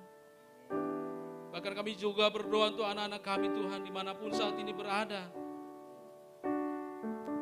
Mungkin dalam pekerjaan jauh dari kami, dalam pendidikan jauh dari kami, Tuhan tolong mereka Bapa, sertai mereka Tuhan, jaga mereka, lindungi mereka. Bahkan pakai mereka menjadi pelayan-Mu dimanapun mereka berada. Bahkan kami semua Tuhan, yang hadir pada siang hari ini Tuhan, yang sudah beribadah kepadamu Tuhan, sepanjang minggu ini Tuhan berkati kehidupan kami Tuhan. Bahkan yang menonton secara live di rumah mereka masing-masing Tuhan, tolong mereka Bapa di surga. Bahkan ada di antara mereka yang saat ini Tuhan mungkin sedang sakit, berhalangan hadir untuk datang ke tempat ini Tuhan. Kami berdoa dalam nama Tuhan Yesus Kristus. Sembuhkan mereka Tuhan, lawati kehidupan mereka Tuhan, ubah mereka Tuhan. Bahkan yang sudah lalai kepadamu Tuhan, sudah lupa akan Engkau, jauh dari Engkau. Kami berdoa dalam nama Tuhan Yesus Kristus. Tuhan panggil mereka ke tempat ini. Sama-sama kami beribadah, memuji, memuliakan nama-Mu ya Tuhan. Terima kasih Bapa di surga. Bahkan kami berdoa Tuhan untuk panitia Natal yang Tuhan telah lantik, Tuhan bentuk Tuhan. Tuhan telah pilih di tempat ini Tuhan. Mampukan mereka Tuhan untuk menjalankan tugas menjadi panitia Natal Tuhan. Bahkan komitmen kami lewat janji iman yang telah kami lihat dan telah kami nyatakan Tuhan. Tuhan tolong dalam kehidupan kami Tuhan.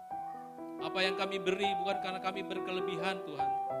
Tapi ini adalah Tuhan, komitmen kami untuk melayani Engkau Tuhan. Lewat apa yang ada dalam kehidupan kami. Lewat berkat yang Tuhan berikan dalam kehidupan kami Tuhan. Tuhan tolong ya Bapa di surga. Biar apa yang kami beri Tuhan, Tuhan gantikan lagi dengan berlipat kali ganda dengan kemuliaan nama-Mu ya Tuhan. Terima kasih Tuhan Yesus. Berdoa untuk Ibu Gembala di tempat ini Tuhan, di masa tuanya Tuhan. Tuhan tolong Tuhan, pengurapan Tuhan tetap sempurna dalam kehidupan mereka. Pakai Ibu Gembala kami Tuhan, menjadi contoh bagi kami Tuhan, untuk mengenal lebih dalam akan kebaikan-Mu dalam kehidupan Ibu Gembala di tempat ini Tuhan. Anak-anaknya diberkati Tuhan, anak mantu diberkati Tuhan, bahkan cucu juga ada diberkati Tuhan dalam nama Yesus. Terima kasih Tuhan Yesus, berdoa untuk kota kami Makassar Tuhan. Tuhan tolong ya Bapa. Biarlah kota ini Tuhan tetap tentram, damai Tuhan. Bahkan kami yang Tuhan izinkan ada di kota ini Tuhan. Tuhan pakai kami di kota ini Tuhan sebagai apapun kami Tuhan. Dan kami percaya kami boleh menjadi berkat di kota Makassar ini Tuhan. Sebagai apapun kami Tuhan. Terima kasih Tuhan Yesus untuk bangsa dan negara kami Tuhan. Indonesia yang kami cintai. Yang sebentar lagi akan memilih presiden dan wakil presiden. Bahkan anggota dewan yang ada Tuhan. Tuhan tolong kami Tuhan. Kami percaya Engkau sudah menetapkan presiden bagi kami. Pemimpin-pemimpin yang ada di daerah, bahkan di pusat bagi kami Tuhan. Mampukan kami untuk melihat itu Tuhan. Dan kami boleh memilih Tuhan atas kehendak